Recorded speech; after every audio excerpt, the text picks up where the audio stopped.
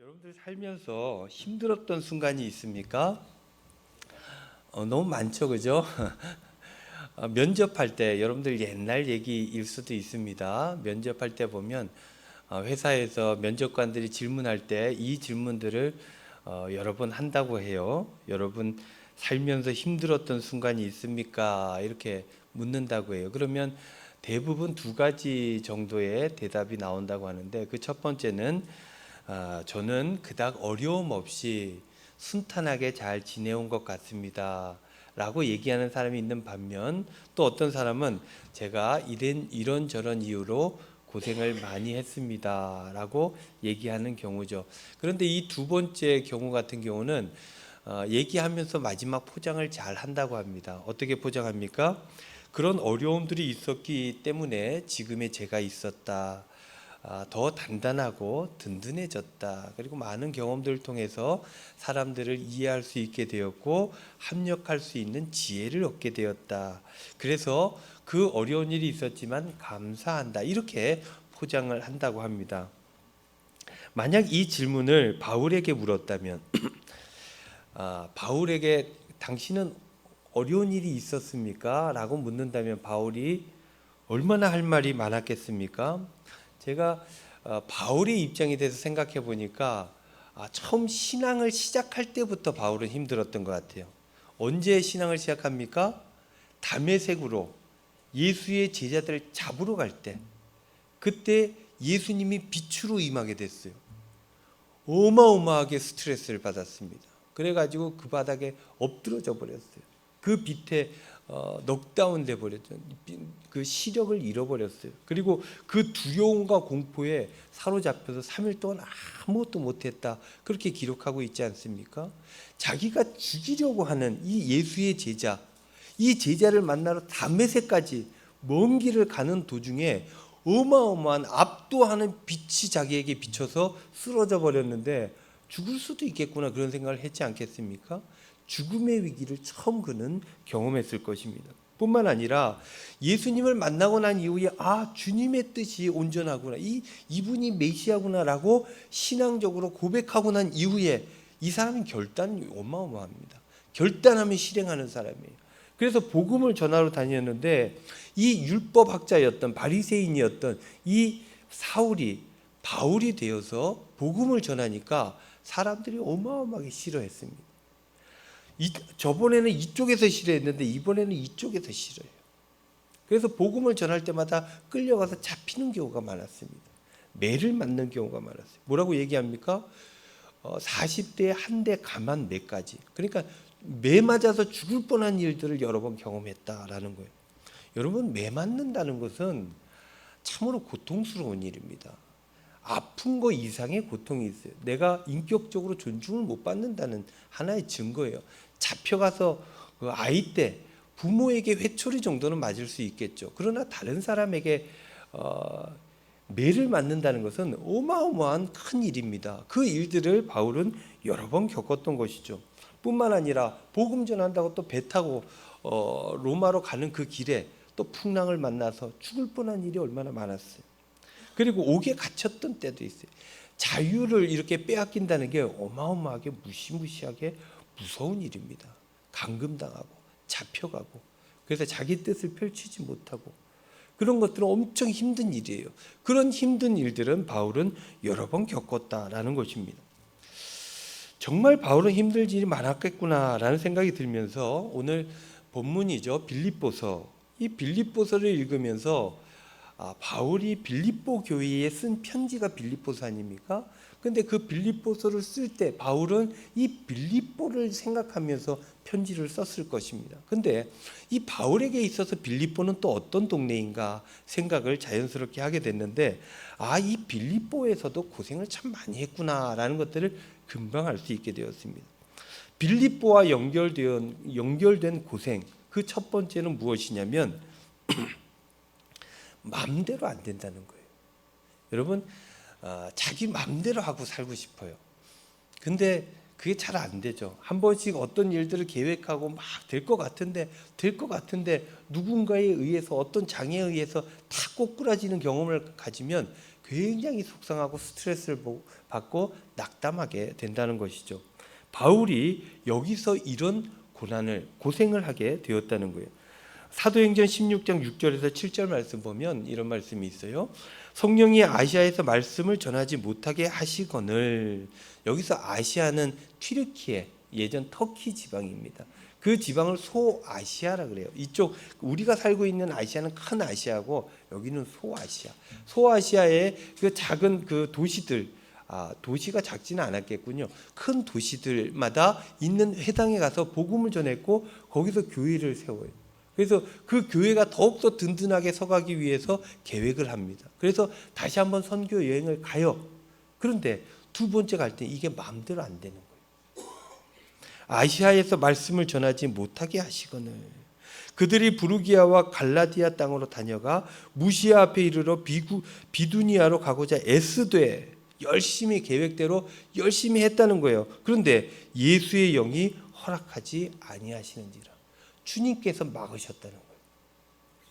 바울은 소아시아에서 복음 전하고 교회 세우는 게 목표였어요. 그런데 계획대로 안 됩니다. 그 계획이 어떤 계획이에요? 하나님을 위한 일이에요. 나의 계획도 치밀하게 세웠습니다. 또 그 의도는 어떻습니까? 매우 선합니다. 그러나 바울의 원대로 되지 않았다. 그래서 어떻게 합니까? 무시아를 지나서 드로아로 갔고 그곳에서 환상을 보게 되죠. 우리 너무나 잘 아는 환상이 있잖아요. 환상에서 어떤 환상이 나타나냐면 마케도니아죠. 마게도니아 사람이 저쪽에서 손을 막 흔들면서 요청을 하는 거예요. 이리로 좀 오시오. 우리를 좀 도와주시오. 그랬단 것이요. 그래서 바울은 이 환상을 통해서 하나님의 뜻이 나의 안에, 내 계획 안에 있는 게 아니고 다른 곳에 있구나라고 받아들이고 자신의 계획을 뚝딱 접습니다. 그리고 마게도냐로 넘어가요. 마게도냐로 넘어가서 그 첫 번째 도시에 임하게 되는데 그 도시가 어디입니까? 바로 빌립보예요. 검색을 잘 빌립보라고 하는 동네에 들어가게 되었는데 여기서 또 감사하게 자색 옷장사죠. 루디아라고 하는 여인을 만나게 됩니다. 그곳에서 복음을 전하게 돼요.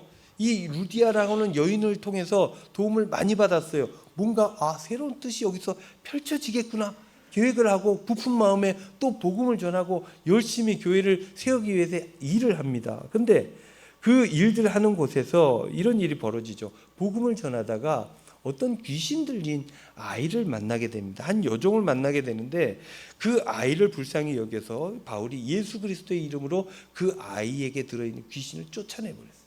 근데 이 아이가 그 귀신을 통해서 점치는 아이였어요. 그래서 그 점쳐서 돈을 받은 걸 가지고 주인에게 상납하는 일을 했던 것입니다.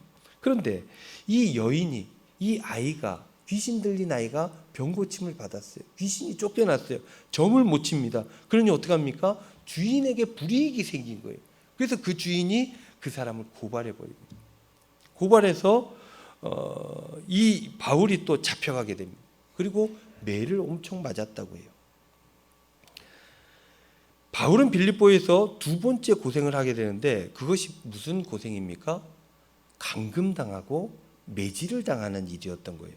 사도행전 16장 22절 23절 말씀 보면요, 무리가 일제히 일어나 고발하니 상관들이 옷을 찢어버리고 매로 치라 하여 많이 친 후에 옥에 가두고 간수에게 명하여 든든히 지키라 하니, 사람들이 엄청 컴플레인을 하니까 그냥 무작정 데려다가 매질부터 한 거예요.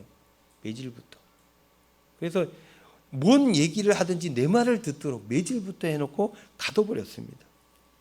이 이후에 또 여러 가지 성령의 역사가 나타나게 되는데 그 일들은 접어두고 이후에 바울이 문제제기를 합니다. 어떻게 문제제기를 하냐면 저들이 정신을 좀 차리게 되었을 때 내가 로마 시민권자다라고 얘기합니다. 내가 다른 지역 이방인도 아니고 로마 시민권자인데 나를 이렇게 매질을 하고 감금했으니 너희들 그 법적 처분을 받게 해주겠다라고 얘기를 합니다. 그러니 이 사람들이 또 겁이 났던 거예요. 그래서 바울이 조용히 물러갈 수 있도록 자기가 할 수 있는 모든 행정력을 다 동원합니다. 말하자면 바울은 쫓겨나게 되었어요. 이 빌립보에서 훌륭한 여성도를 만나고 루디아를 만나고 그를 통해서 하나님 나라의 역사가 일어날 것이라고 확신했습니다. 그래서 좀 더 빌립보에서 사역하기를 원했습니다. 그러나 그 계획도 무산됩니다. 매맞고 감금당하고 쫓겨났어요. 여러분, 바울에게 있어서 이 빌립보라고 하는 동네가 어떤 동네겠습니까? 빌립보라고 하는 동네는 바울에게 잡혀간 곳입니다. 그리고 감금당한 곳이에요. 매맞은 곳입니다. 계획이 꺾인 곳입니다. 여러분, 이런 경험들이 있는 곳 생각할 때 어떤 느낌이 들겠습니까? 남자분들 군대 갔다 오신 분들 그런 얘기합니다. 군대 자기가 그 군생활하던 그곳 보고 오줌도 누지 않는다는 거예요. 그 사이에도 보기도 상상하기도 싫다는 것입니다. 남자들이 굉장히 스트레스를 받으면 어떤 꿈을 꾸는지 아십니까? 입대하는 꿈을. 안 돼! 그러다가 일어난다는 거예요. 제대하고 났어. 그것만 생각하면 그렇게 싫다는 것입니다. 군대가 생각나면 어떤 마음이 들겠어요. 그런데 바울은 빌립보서를 쓰면서 빌립보를 생각하는데 이 빌립보에서 고난을 너무너무 당했으나 빌립보를 생각하면서 아이러니컬하게도 바울은 기쁨에 대해서 얘기한다는 거예요. 그리고 바울이 빌립보서를 쓸 때 어디 있었느냐? 또 감금된 상태였어요. 편지를 받는 대상, 그 지역도 자기가 갇혔던 곳입니다. 고생한 곳이에요. 그러니 기분이 좋을 리가 없습니다. 그러나 바울은 이상하게도 거기서 기쁨을 말하고 있다는 거예요. 그래서 학자들은 이 빌립보서를 두고 뭐라고 제목을 붙이냐면 기쁨의 책이다, 이렇게 제목을 붙였어요. 왜 어떻게 바울은 빌립보서에서 빌립보를 생각하면서 기뻐할 수 있었을까? 빌립보서를 다시 한번 봤어요. 그리고 생각을 해봤습니다. 금방 그 해답을 얻을 수 있었어요. 기뻐할 수 있었던 이유, 세 가지를 오늘 함께 나눠보기를 원합니다. 바울이 기뻐했던 이유, 그 첫 번째, 사랑이 있었다는 거예요. 사랑. 빌립보 교회는요, 유럽에서 세워진 최초의 교회잖아요. 바울은 이곳에 짧게 머물렀습니다. 짧게 머무른 만큼 빌립보서에서 끈끈한 관계를 맺기가 어려웠어요. 사랑이라고 하는 게 오래 같이 하면서 만들어지는 것처럼 여겨질 수 있는데 그렇지 못했다는 것입니다.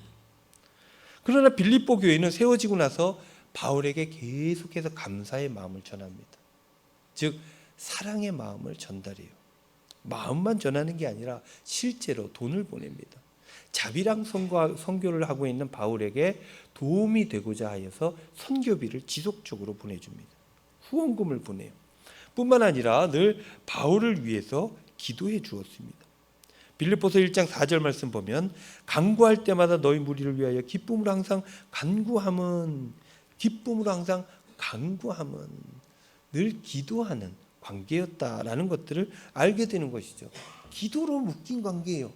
이건 무슨 얘기냐면 저 사람과 나와의 관계 속에 하나님 계신 거예요. 그렇지 않은 관계들이 얼마나 많습니까? 그런데 가장 좋은 관계는 그 안에 하나님 계신 관계예요. 왜냐? 크게 이해를 해주고 사랑으로 관계를 맺기 때문에 좋아질 수밖에 없어요. 빌립보 교회 성도들과 바울은 그런 관계를 맺고 있었다라는 것입니다. 간구할 때마다 너희 무리를 위하여 기쁨으로 항상 간구함은 빌립보서 1장 7절 말씀. 내가 너희 무리를 위하여 이와 같이 생각하는 것이 마땅하니 이는 너희가 내 마음에 있음이며 나의 매임과 갇혔다는 것이죠. 복음을 변명함과 복음 전하는 것, 확정함에 확신하고 사역하는 것, 너희가 다 나와 함께 은혜에 참여한 자가 됨이라 그랬습니다. 바울이 사역을 감당할 때 그 가운데 빌립보서를 생각할 때 늘 기뻐할 수 있었다는 거예요. 늘 그들을 위해 중보기도함을 놓치지 않았다는 것인데 그 이유는 나의 모든 어려운 삶의 자리에 당신이 나와 함께 했다는 것입니다.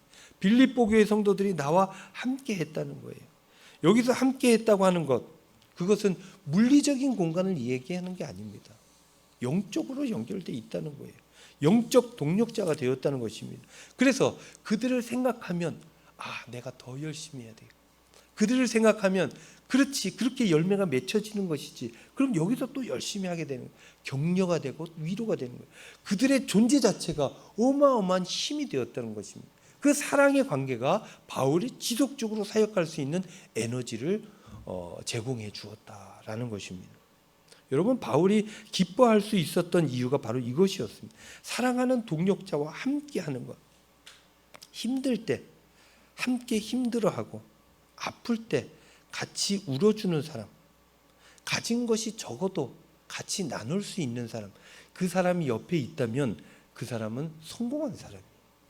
그리고 그 사랑의 관계를 통해서 온전하게 살아갈 수 있게 되는 것입니다. 그런 사람들이 있다면 그러면 힘들어도 이겨낼 수 있습니다.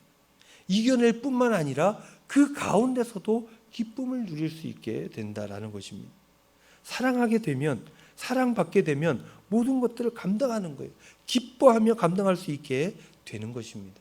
그렇지 않습니까? 사랑하면 그게 되는 거예요. 여러분, 사랑이 어마어마한 힘을 줍니다. 의미를 주고 능력을 주고 가치를, 삶의 동력을 허락해 주는 게 이 사랑이라는 거예요. 주님께서 날 위해 죽으셨다고 믿을 수 있는 사람, 그 사랑을 받았다고 믿는 사람들, 그런 사람들은 온전히 신앙생활을 할 수 있고 지금 힘들고 어려워도 천국을 향해 그 발걸음을 끊이지 않는다라는 것입니다. 사랑하는 성도 여러분, 이런 관계들을 잘 맺어갈 수 있기를 바랍니다. 이런 관계를 맺으려면 어떻게 해야 돼요? 사랑하는 사람을 옆에 둬야 됩니까? 그건 내가 할 수 있는 일이 아니잖아요. 내가 사랑하는 게 먼저, 사랑하는 관계를 먼저 한 걸음 다가가는 거예요. 그러면요, 시간이 오래 걸릴 수 있으나 관계가 형성되어집니다. 사람은 영적인 동물이에요. 압니다. 저 사람이 나를 사랑하는지, 나를 이용하는지, 내가 저 사람이 어떤 존재인지 알아요. 사랑하면 능력이 나타나게 되는 거예요.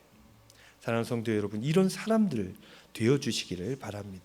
언젠가는 이 관계가 온전하게 하나님 앞에 승리함으로 나타나게 될 줄로 믿습니다. 두 번째, 빌립보 교회를 생각하며 바울이 기쁨이 충만할 수 있었던 이유, 감사입니다. 감사. 빌립보 교회를 보면서 바울은 늘 감사했어요. 왜 감사했을까요? 늘 자신을 후원해 주니까, 늘 자신을 사랑해 주니까 감사할 수 있었습니다. 그런데요, 빌립보서를 가만히 살펴보면 그게 다가 아니었다는 걸 알게 됩니다. 바울의 감사는 그것보다 훨씬 큰 거였어요. 빌립보서 1장 6절 말씀, 너희 안에서 착한 일을 시작하신 이가 그리스도 예수의 날까지 이루실 줄 우리는 확신하노라 그랬어요.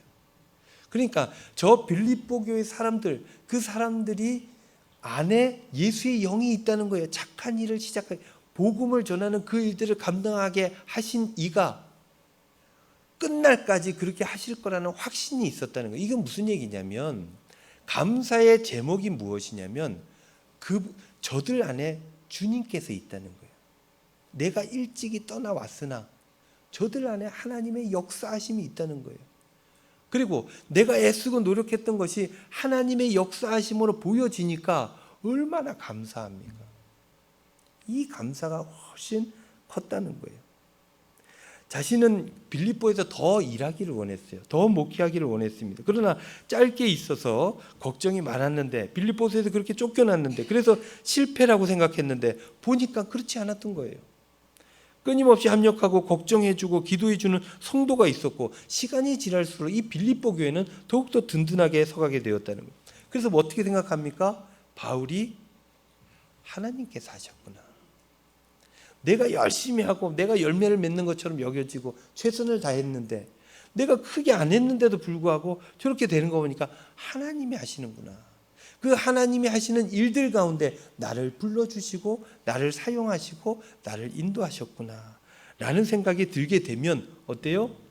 감사함이 드러나게 됩니다. 하나님 뭐가 감사합니까?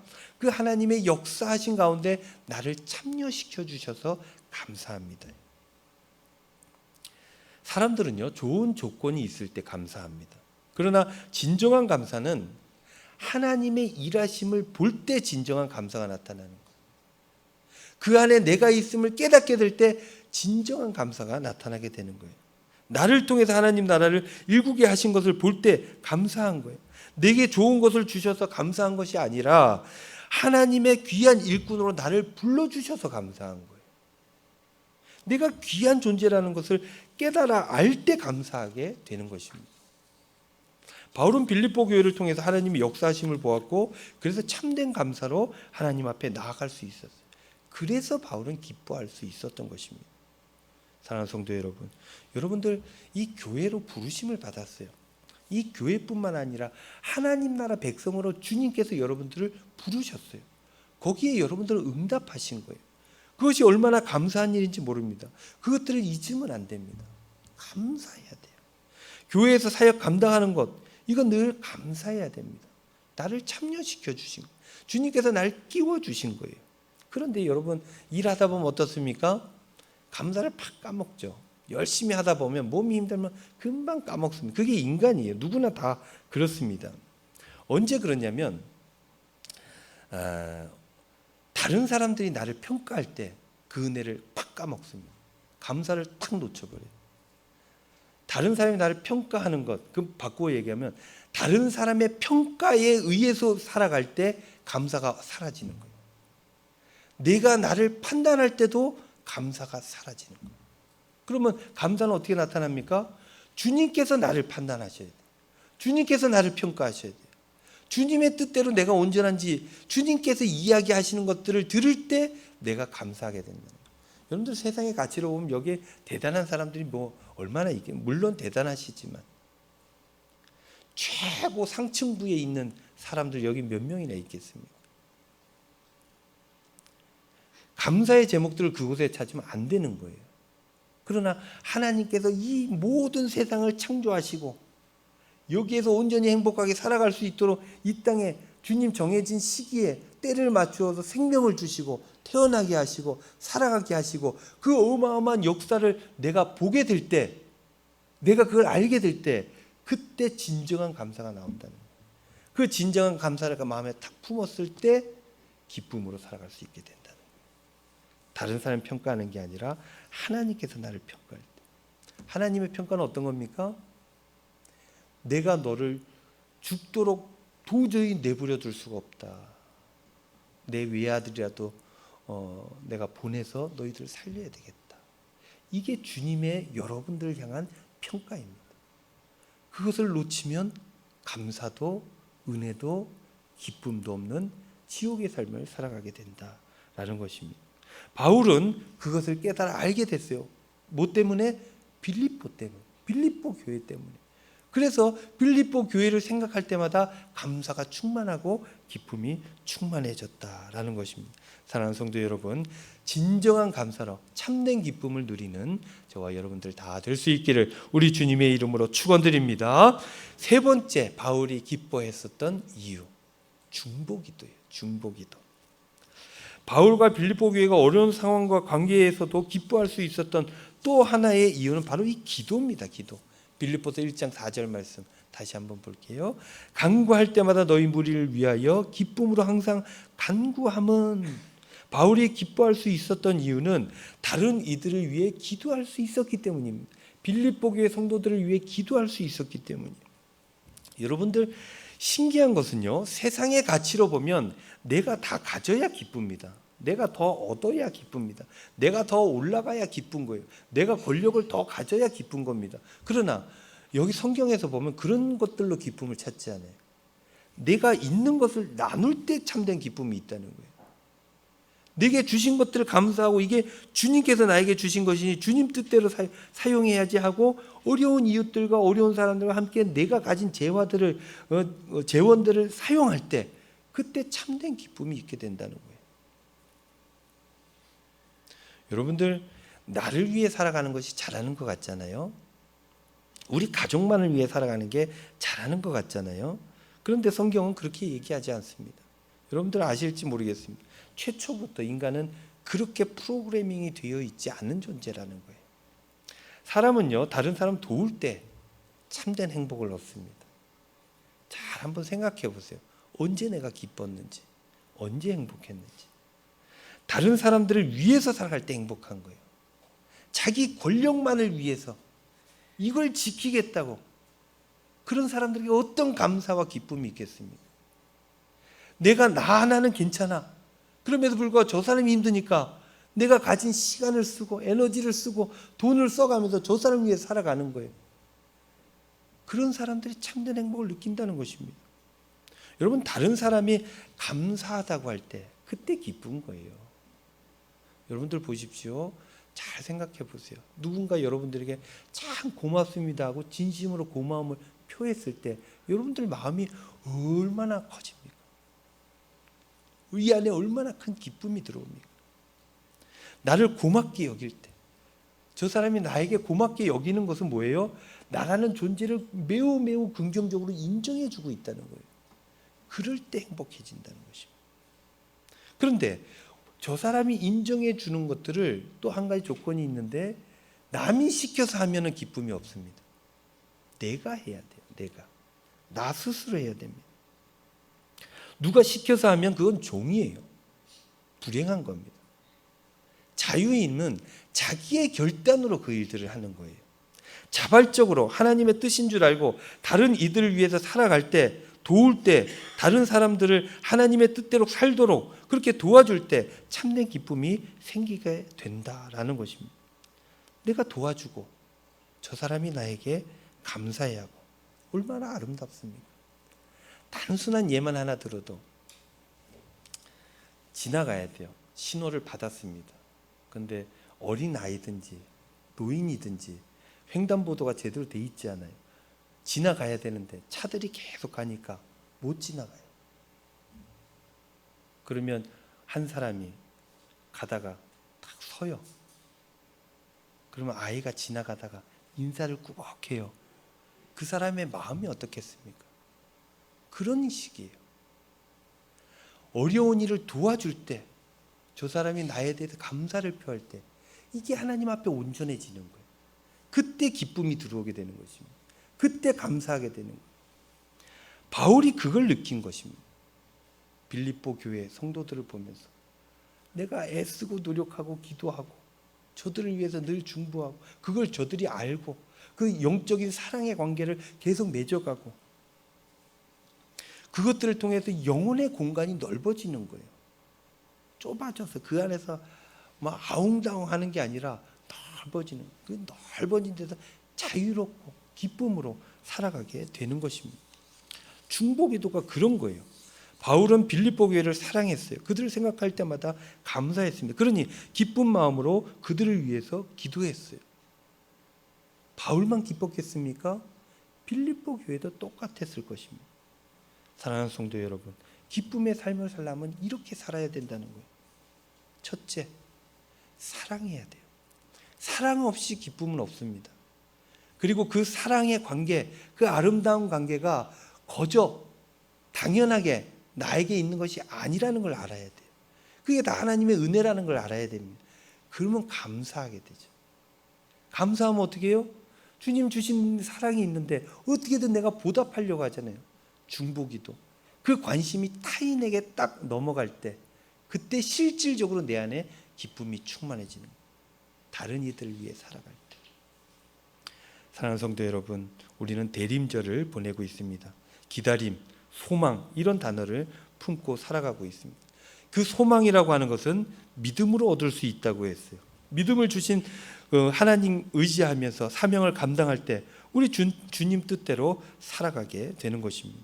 주님 뜻대로 그렇게 살아가게 되면, 그러면 믿음으로 온전해짐의 역사가 나타날 것이다 생각하게 되고, 그러면 소망이 더욱더 든든해지는 거예요. 기다림이 더욱더 아름다워지는 것입니다. 그 안에 기쁨이 충만해지는 거예요. 한 주간 살아가실 때 천국을 믿음으로 주님 뜻대로 살아서 기쁨이 충만한 복된 삶을 살아가시는 저와 여러분들 다 될 수 있기를 우리 주님의 이름으로 축원드립니다.